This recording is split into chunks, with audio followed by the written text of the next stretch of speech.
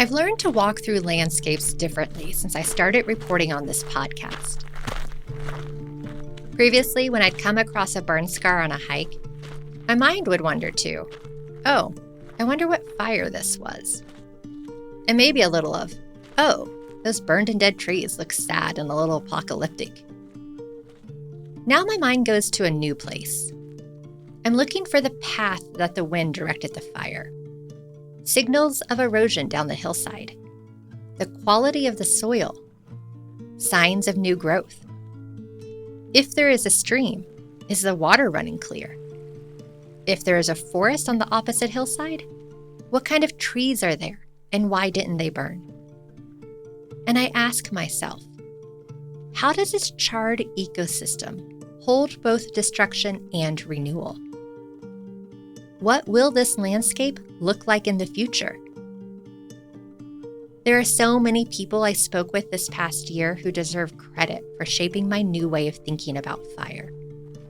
But one in particular was the first person to walk me through a burn scar and show me this new way of looking at things. There's no wind, and here comes the sun. I think we're going to have a really nice day. I'm with Tony Chang from Colorado State University, who heads up the Colorado Forest Restoration Institute. And we're walking up to the trailhead for Heil Valley Ranch, a little ways north of Boulder. The foothills roll up gently around me, forming a valley. To my right, there's a broad stretch of burned land, still barren in parts. So you can see how it started up high and really raced down to the valley here, and eventually actually ended up overtopping that ridge into a community, and it eventually destroyed a couple dozen homes. On October 17th, 2020, the Cowwood fire ignited and consumed about 5,000 acres in 5 hours. One more fire to add to the list of that high-pressure season. And another historic one. Cowwood burned more than 10,000 acres and was the largest wildfire in Boulder County over the last century. And really is, I think, a good reminder of the kinds of fires that we have been experiencing and are likely to experience into the future. We stopped next to a tall, stately ponderosa pine. It's covered in reddish-brown bark, some of which is blackened from the fire. So maybe one little sciencey tidbit. One of the unique adaptations of ponderosa pine is their thick bark. So you can see that the fire scorched up to maybe 15, 20 feet, but you still have green. So it's still photosynthesizing, which tells us that it's able to withstand at least that much heat, which is actually quite a bit. Wildfires vary in duration and intensity, which is how much heat is released. And every tree responds differently. Many species respond well to low and moderate intensity fires. Some actually need that fire to reproduce. But often, high intensity fires can damage trees from their roots to the crown. Now picture many of our forests, where the dense canopy allows fire to easily spread from crown to crown. It is in these fires where we see the greatest mortality of trees. When a tree does survive a fire, it often has a scar. These scars, along with tree rings, give scientists a window into an area's fire history and past climate. We have fire histories and dendrochronological reconstructions all around the world now. And so we can reconstruct climate. We can even determine what season fires occurred, whether they're in the spring or in the summer, based on their growth. Now, due to warming temperatures and changing precipitation patterns, western forested ecosystems are becoming more susceptible to high-intensity fires. And so here on the Northern Front Range, we have had live trees that are 300, 400, 500, 600, 700 years old. And these fires that we're experiencing in the last 25 years are the fires that killed them.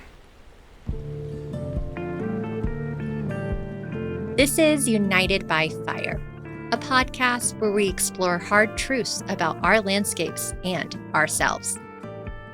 In this episode, we examine how fire reshapes our landscapes and what the forests of Colorado might look like in the years to come. My name is Kristan Uhlenbrock, and from the Institute for Science and Policy, this is Episode 8. If you want the full story, I recommend starting with Episode 1.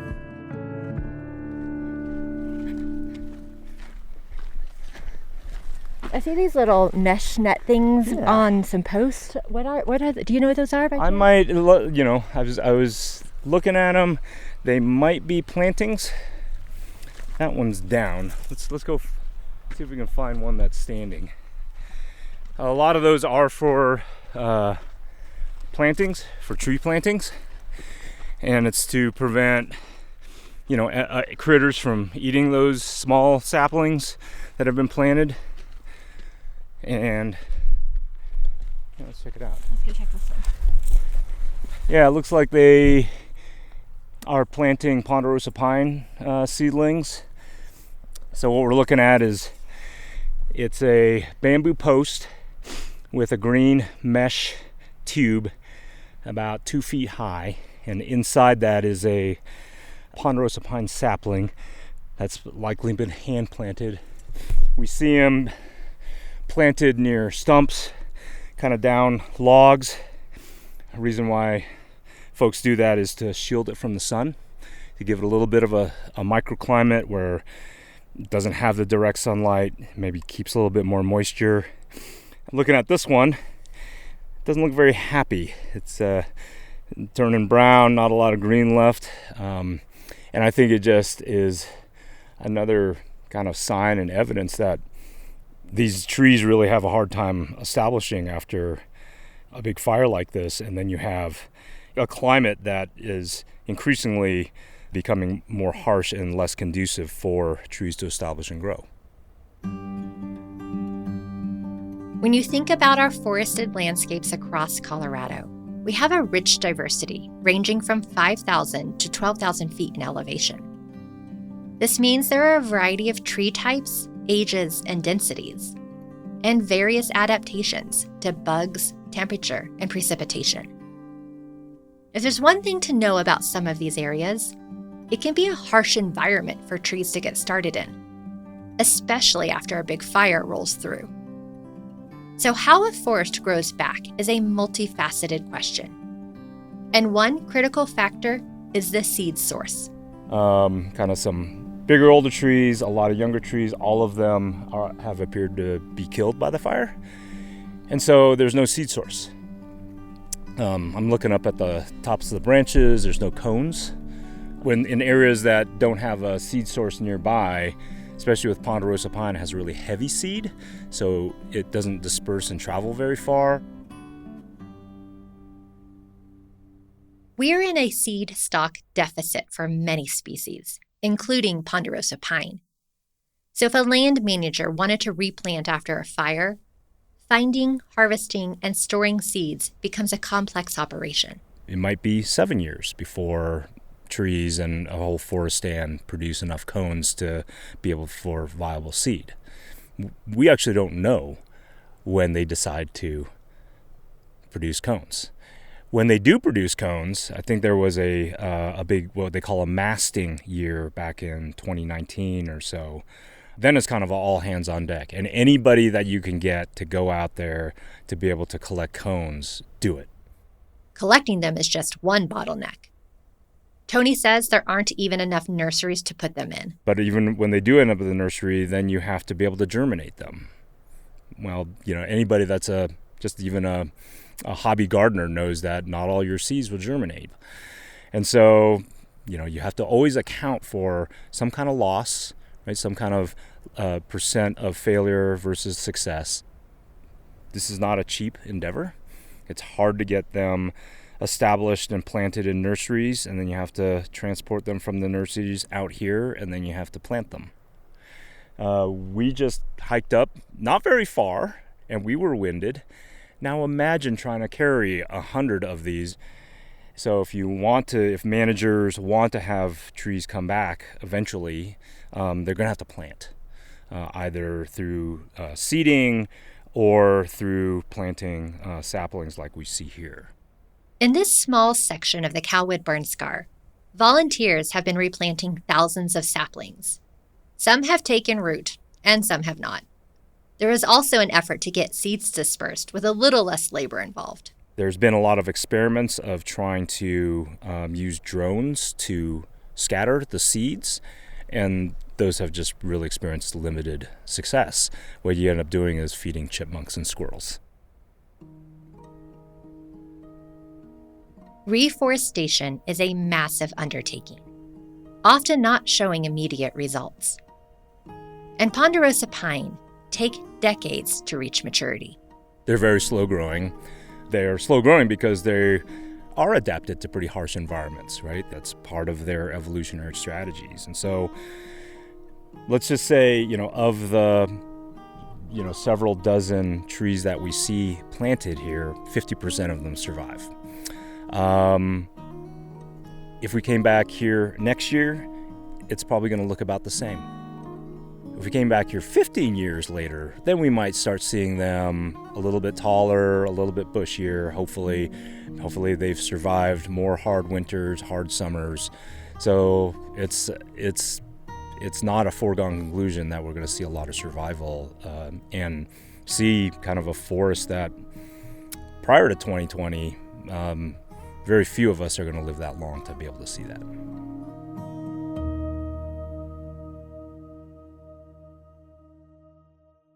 There's an old saying, the best time to plant a tree was 20 years ago. The second best time is today. Well, we can't change the past. We can focus on what steps we can take now to influence our future. It might be replanting a tree, but it might not. Tony says it's hard to invest in something we may never see fully grown, or even if it's the best investment. I think our monkey minds are engineered to deal with short-term losses, short-term gains. Our ability to think about both as individuals and maybe even at a policy choice standpoint, I think kind of suffers from that same challenge. Is money's always scarce. And I think the larger question for a lot of us, especially when you're talking about public lands, is it worth it? What are we getting in terms of trying to reforest an area? Could we take those resources and do something else with them that might have a better return on investment for the environment, for climate mitigation, for the things that we care about?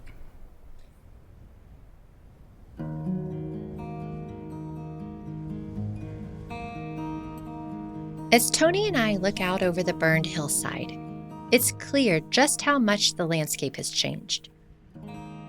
We talk about what it might look like in the future. More grasslands across the valley, likely fewer trees. It's a reminder of how critical the choices we make today are. Preventing or limiting forest loss is going to buy you a lot more over the long term than trying to recover a forest after it's all been lost. And so that's where maybe the better investment is to keep forests intact, conserve them, steward them in a way that they can continue to be forests in the face of changing climate, more fires, more stressors. Because once we get to a place like this that's already experienced a large-scale mortality, we're now starting from scratch.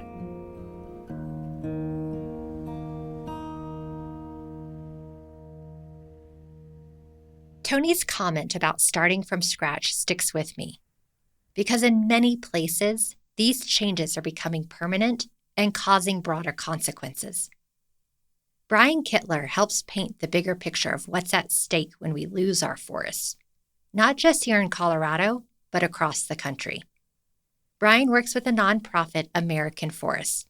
You may remember him from the previous episode. Collectively, the forest sector, counteracts about 16% of the emissions that we produce annually as a country.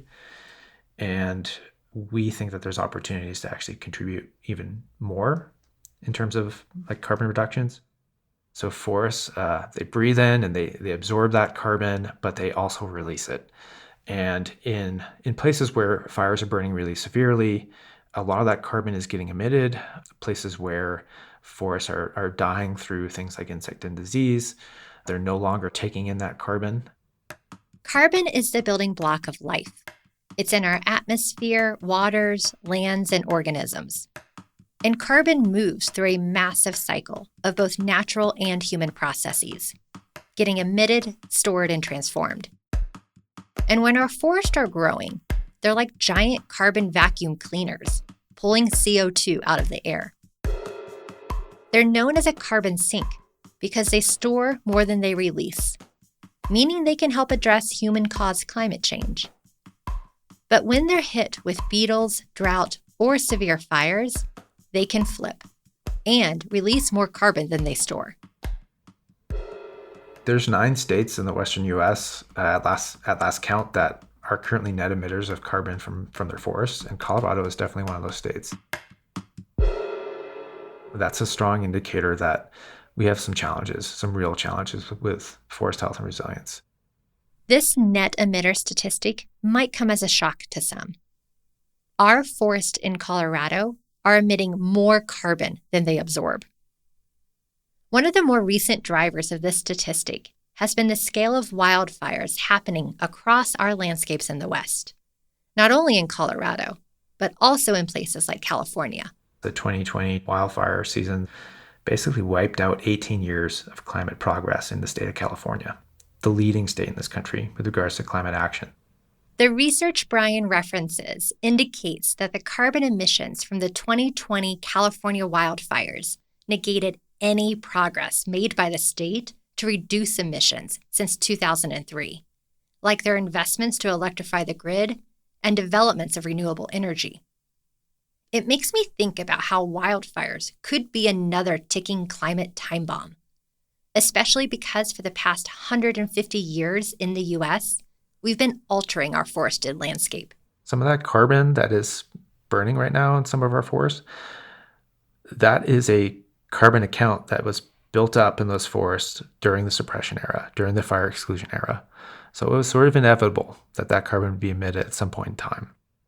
Every time we lose a patch of forest, we're not just losing trees. We're sometimes losing decades or centuries worth of stored carbon. But Brian adds that there are decisions we can make to counteract these emissions, including protecting forests in other regions. We really have to be thinking about places where we have forests that have yet to see a significant decline in their resilience and maybe prioritize investments there.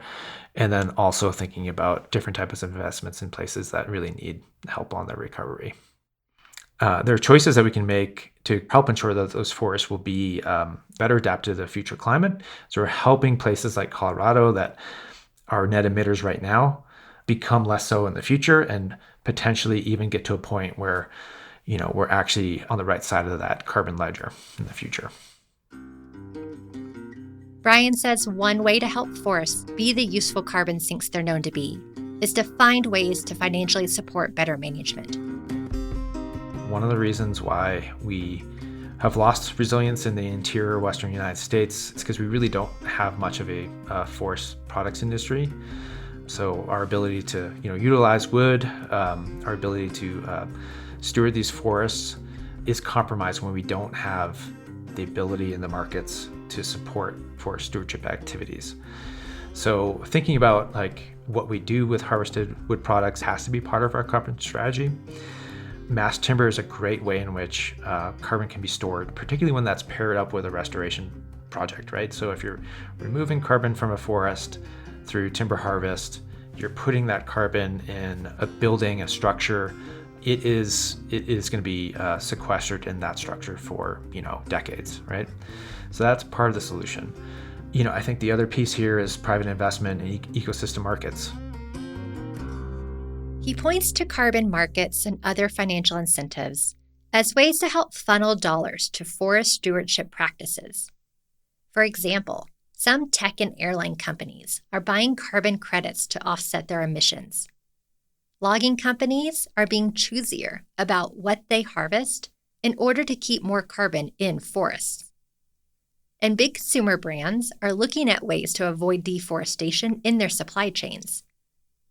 There are still lots of unknowns about how effective these activities can be, and if not done well, can actually be more harmful than good. Brian says there is no silver bullet solution, but a combination of both public and private sector investments could help.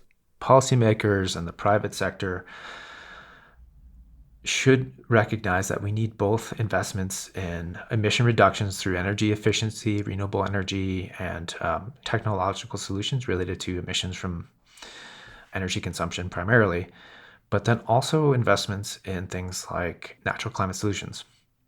We're not going to get to a livable future on this planet without having both pathways.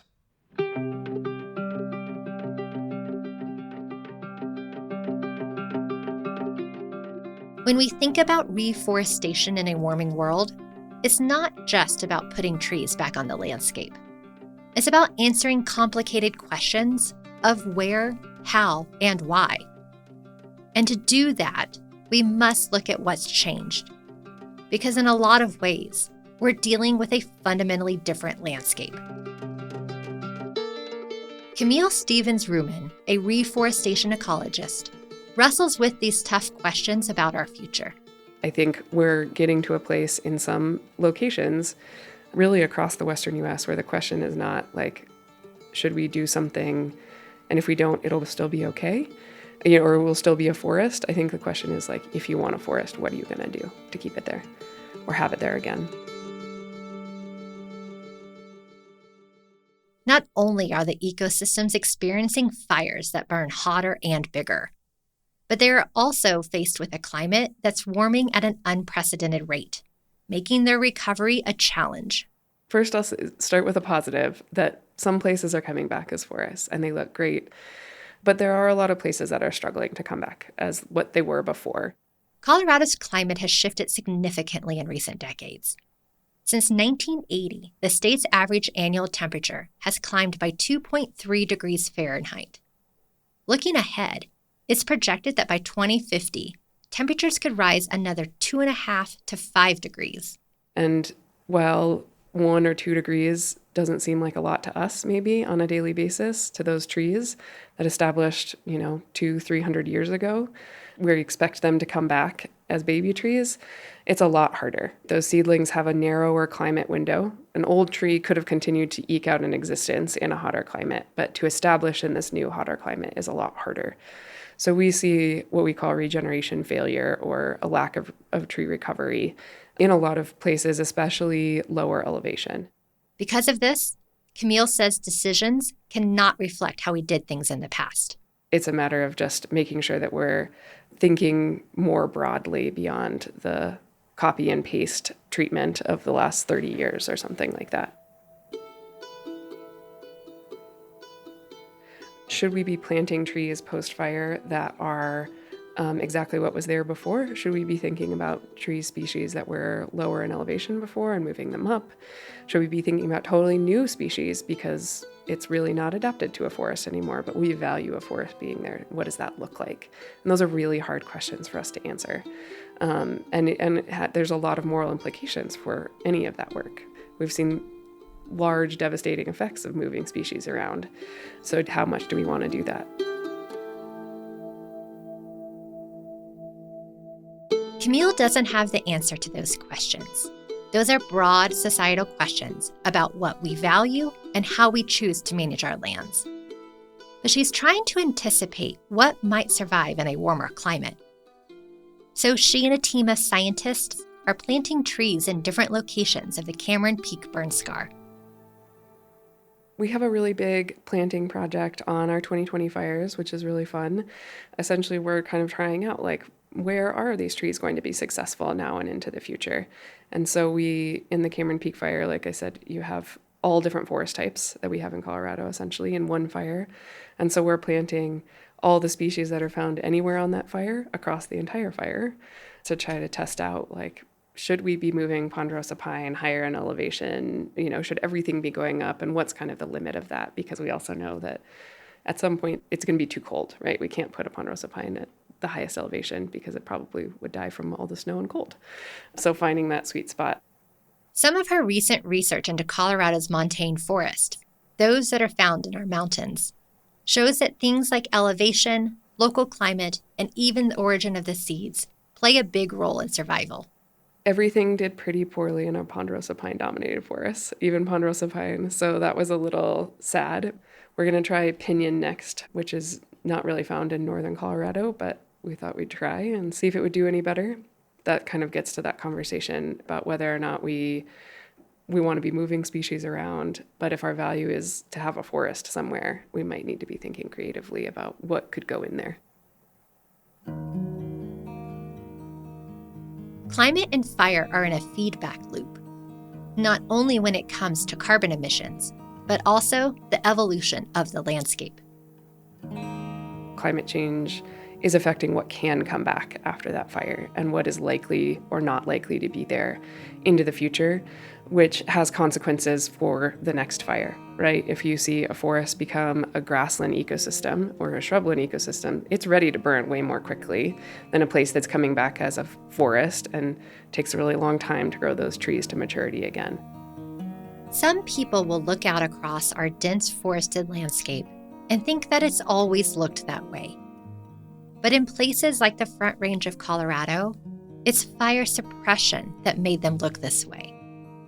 So our perception that a dense forest is a healthy forest is not necessarily accurate. As humans, we often have an emotional bond to our landscapes, which is why it can be hard after fire tears through, for many to not just want it to grow back to the way it was before. I love trees, and I totally understand and appreciate how crazy it is to think about how much change happens so quickly and how devastating it feels, right? We all have that place that we love, and it can be really sad to think about, oh, now it will never be like it was before in my whole life. And that's hard, it's hard to even study those kind of places for myself and realize like I will never see it become the forest that it was before, even if it's on that trajectory, which is iffy given climate change, but I won't ever see it be that big, dense forest again.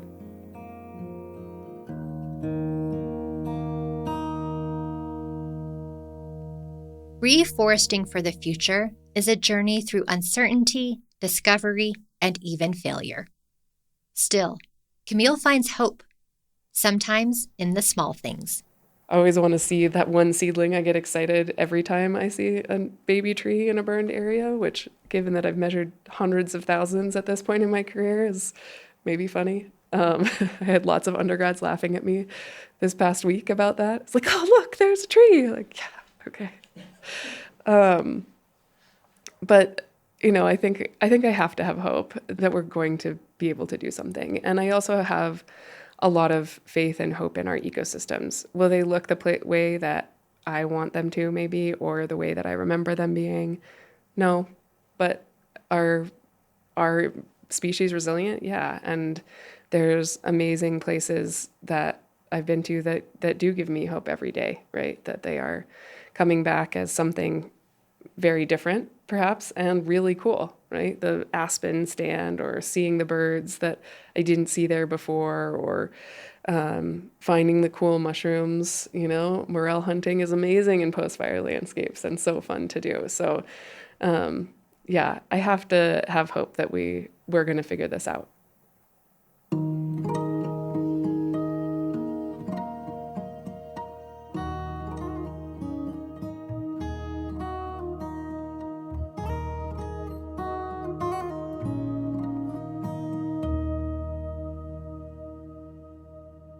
We are living in an era of fire.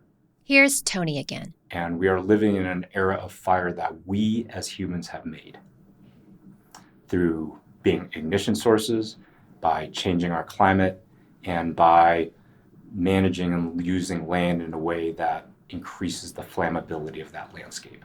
But it's also, therefore, something that we can change. It's within our power as individuals and as collective. We just need to educate ourselves. We need to work with each other and be much more intentional and strategic about how we make decisions about our land, about our relationship with fire, our choices that result in a changing climate. Those are all things that we can control. As these climate-fueled wildfires race through our landscapes, their speed far outpaces our ability to adapt. But the science and tools to confront it are getting better. The challenge remains, however, that if we can't come together and articulate our values and what we think success looks like, it might not make much of a difference. Right now, we don't have a really clear definition of what we're trying to achieve in terms of the fire crisis. And so what we're doing is we're just enacting a bunch of tactics that lack any connection to a larger set of goals and strategies. And I think we know enough now from experience and from the science to be able to start working on true strategy. What I'm looking for is, what does success look like?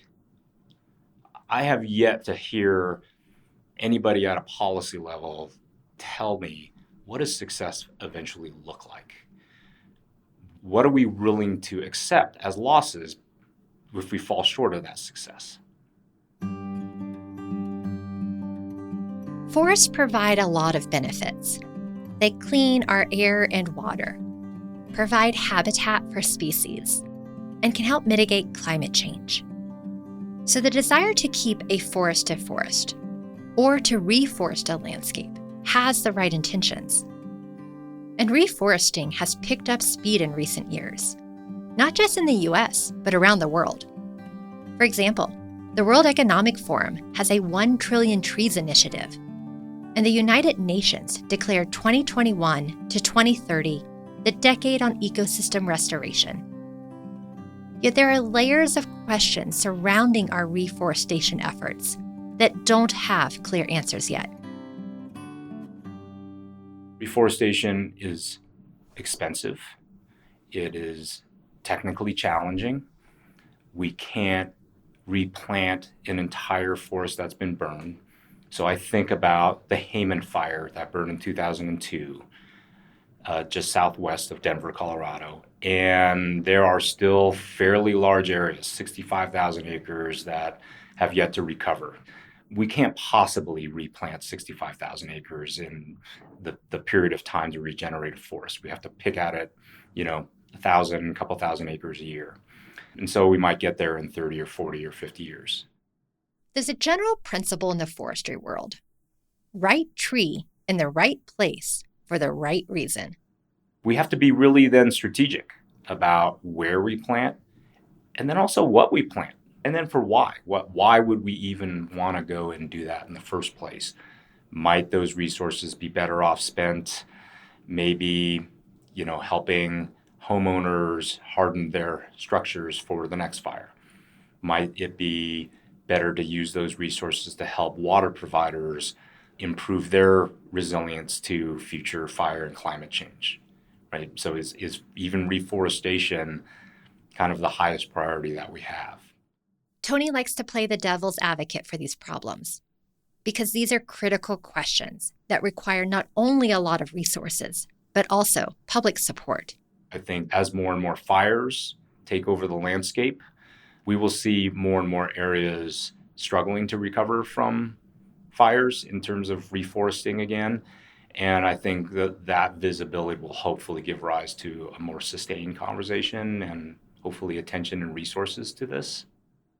There's always a tension between the need to act and ensuring you have meaningful engagement with the diversity of people and values they represent. A pithy answer is that progress moves at the speed of trust. And there really is no way around it.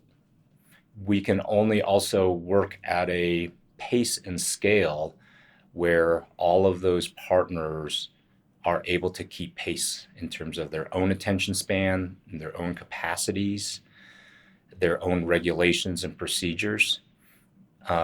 We can't change all of those to be able to make decisions quickly. And in many ways, we probably shouldn't, right? I think that kind of deliberativeness, even in the face of the desire and need to act quickly, we still have to have a patience and a grace about this. It seems like we're playing catch-up, where the rules of the game are still a little vague. not all the players are on the field yet.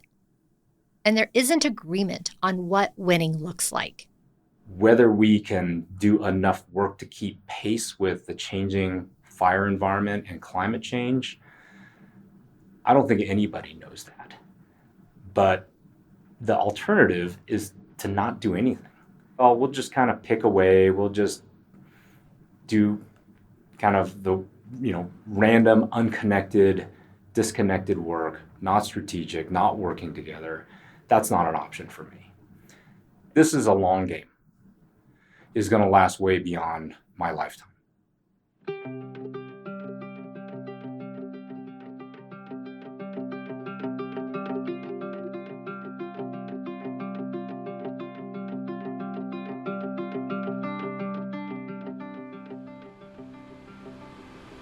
All right, so a little bit of a pre-flight briefing before we take off. We're at Northern Colorado Regional Airport, also known as KFNL. This white trailer that you see out there is our control tower. So we'll be required to get clearance from ground control there and from the tower as we depart. The direction we're headed is basically toward Longs Peak, so we're going to head out. I'm hopping into a single-engine, 4-seater airplane on the tarmac of a regional airport just south of Fort Collins, Colorado. Pilot Rick Turley is getting us ready to take to the skies for an aerial view of some burn scars. Clear prop.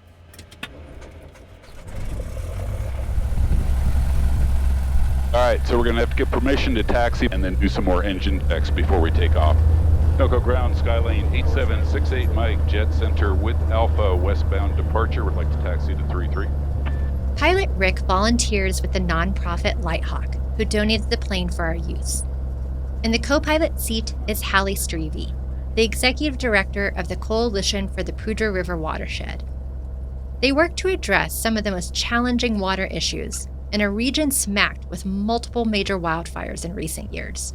And today we're going to be flying over both the High Park burn area and then also the Cameron Peak fire burn area. The High Park fire burned 90,000 acres in 2012. Cameron Peak more than 200,000 in 2020.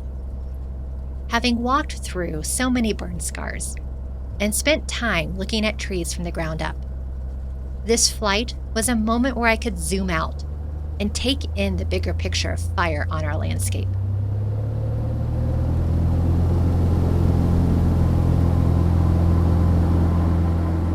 As we fly up the canyon, the first thing I see is the aftermath of the High Park fire, still very apparent after all these years. Where we're at right now, there was really not a single tree that was left alive. So 10 years later, a lot of the trees have fallen down, so it looks like matchsticks on the ground. Still see some standing dead trees. Right after the High Park fire, Hallie and her team didn't do reforestation because the data showed it wasn't worth it at the time. But over the past decade, she says, research has advanced, indicating that replanting could be beneficial if done strategically. So right now we're flying over the area where Cameron Peak fire ran into High Park fire. So High Park fire actually acted as a fuel break for Cameron Peak fire. We're in Cameron Peak now. We're headed towards the ignition zone. We're at 12,000 feet right now and still climbing. We're soaring just a couple thousand feet above the ground.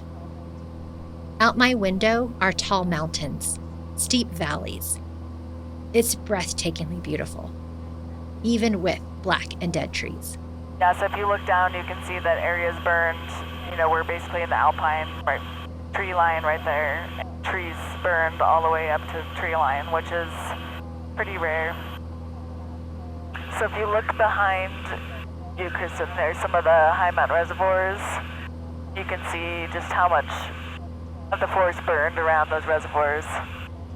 Our forests need fire, but they need fire that burns at a lower severity, mixed severity in some areas, so it's okay if some trees die. We want some trees to die, right? When it's a fire that's been this severe, it's almost like a moonscape, right? Like there's nothing left. However, I have seen plenty of areas that did burn at lower severity, and you go and you walk through those areas now, especially 4 years later, and they're absolutely beautiful. There's new trees coming back, beautiful wildflower shrubs, amazing wildlife habitat. Our forests need fire, but they need fire that doesn't burn 200,000 acres in 4 months. Thank you. That was a beautiful landing. 68 Mike, say again.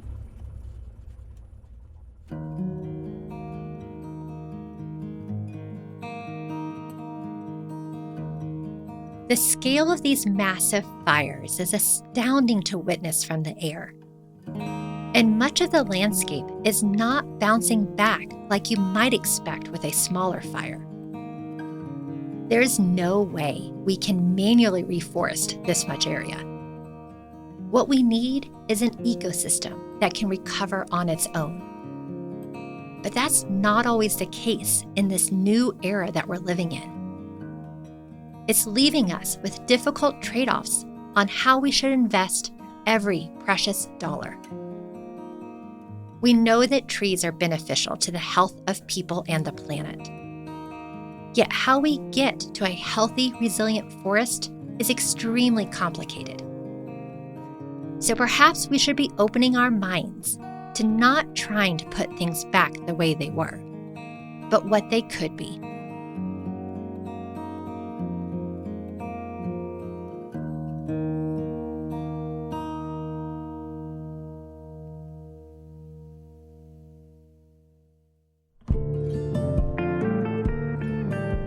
This is United by Fire. Laws of Notion is a production of the Institute for Science and Policy at the Denver Museum of Nature and Science. To learn more, visit lawsofnotion.org. I'm your host, Kristan Uhlenbrock. This episode was produced by me, Carson Frame, and Tricia Waddell, with support from Nicole Delaney and Jordan Marks, and fact-checking by Kate Long. Sound design by Seth Samuel. Original music by Ryan Flores, and additional tracks by Epidemic Sounds. For a full list of credits, check out the show notes. If you've enjoyed listening, please rate and review this podcast and consider supporting the Institute. Learn more about us at institute.dmns.org.